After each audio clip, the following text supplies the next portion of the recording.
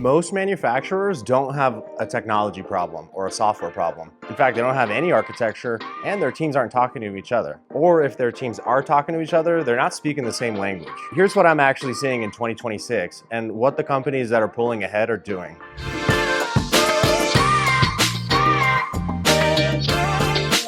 I'm Zack Scriven with Abelara. I'm the digital marketing manager. Normally you wouldn't see me on this side of the camera, but I am also a solutions consultant. And Dylan's over in Hanover Messe right now, so I thought I'd turn on the camera and share my perspective. You know, I handle growth, campaigns, and our partner program. So I spend most of my time talking to manufacturers, system integrators, and our partners, our partner network. So that's what I do, and I figured I could give a little bit of insight from my perspective while Dylan's busy architecting solutions for clients and over in Germany and Hanover Messe. The problem that I'm seeing is there are too many disconnected systems, no clear ownership, and they don't know even where to start. There isn't some shiny platform that's gonna fix everything. You can't buy your way out of it. There is an alignment problem and there is a clarity problem. At Abelara, what we often say is you can't improve what you can't see. And if you don't have a written architecture and you don't see all the tools that you even have because you have too many, then you can't even make progress. You guys are working against each other. I know you might be saying, well, Zach, you're in marketing. Why should I even listen to you? Well, I've actually started in controls, PLC programming, SCADA systems. So I have a background and experience as an engineer working on projects, some of the largest projects in the world, including an Ignition Firebrand Award-winning project in 2015 for Pioneer Natural Resources. I worked on that project alongside Kyle Chase and Walker Reynolds.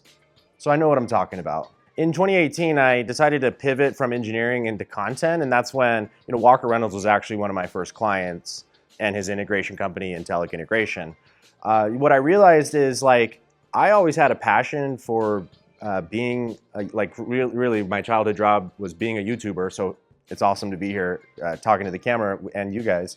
But more importantly, I saw how there was a lacking voice in the industry about content in general, like content people actually wanted to consume, content that I was familiar with from the consumer technology industry. And in fact, MKBHD was one of my original tech channels that I was like, why don't we have that for our industry? So that's what we're doing, and we're here building it. Most of you probably subscribe to this channel to hear Dylan's insight as the architect. He's been booked out with architecture consulting workshops. It's like people really value what he has to say and how he helps translate the problems that manufacturers are facing into solutions that in our architectural decisions that address their problems. So I could probably add a little bit of insight of what I'm seeing and being so close to the team here. And in fact, we're actually growing. Famously, Dylan has said many times, we're not an integrator, but we are starting up a small integration arm just because there's been so many clients that we're consulting with that need an integrator, and they're kind of almost forcing us to do it. So the funny part about that is I can't share who it is yet, but Dylan did say it is one of the top 5 people in the world that he would trust doing ignition or project development. So it's really an honor to be part of such an amazing team here at Abelara. So the value I bring is having that engineering perspective and the passion for marketing and being able to help bridge that gap. Bridge the gap. Or fuse that gap. And in fact, a lot of the vendors in the space are struggling with how to even communicate about the solutions or the problems that they solve. And so that's kind of the space that I fill in, and also part of our partner marketing program. So I have a different lens than most marketing people and a different lens than most technical people.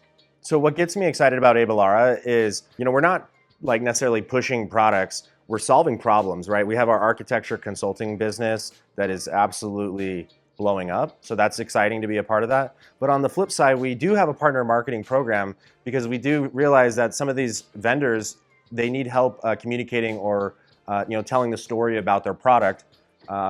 Famously, the example is Fuse is one of our strategic partners, and as part of my creative efforts, I did do a music video to help promote and tell the story about Fuse in a different way. The interesting thing about marketing is there's 2 different types of, there's deterministic things and then there's non-deterministic things. Basically, a deterministic thing is something you can determine before you go into it. So engineering and math is a very good example of deterministic. Non-deterministic would be like marketing. There is no guarantee in marketing. In fact, The only guarantee is if there is something that works, you can guarantee marketers will exploit it. AI and generative technologies those are a good example of being non-deterministic. I could put in a prompt to a chat and you could put in the same prompt into your chat and we'll get different results. A PLC, or a programmable logic controller, something that runs your industrial process, that'll run the same every single time, right? So that's very deterministic.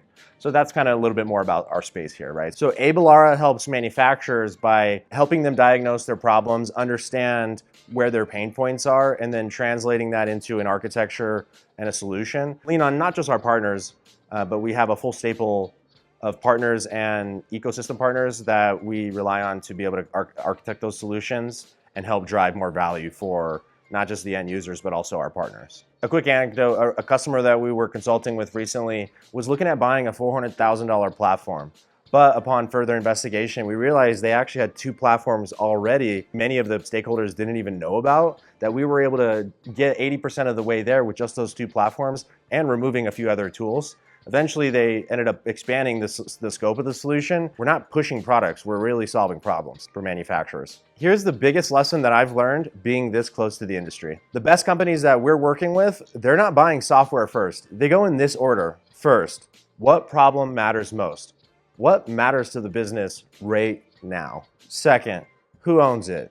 Not a committee, a named person accountable for the outcome. Third, what architecture supports it? The systems, data flows, and integrations needed to solve it. Fourth, only then do you decide what tools make sense. When you do it in the right order, and we've seen the difference between doing it in the right order and not doing it in the right order, everything starts to become easier and digital transformation actually starts happening across all the different departments. When you reverse it, you create expensive chaos. If you follow Abelara or you subscribe to our channel, I wanted to introduce myself more directly, so this is that. I'll be sharing more real-world observations, lessons from the field and different industry events, and what's actually working. Right now, I'm also working on an MCP video, so if you want to catch that when it drops, make sure to subscribe. Leave a comment down below of any topics you'd like to see us cover. And if you're a manufacturer trying to solve these challenges, drop a comment or DM me.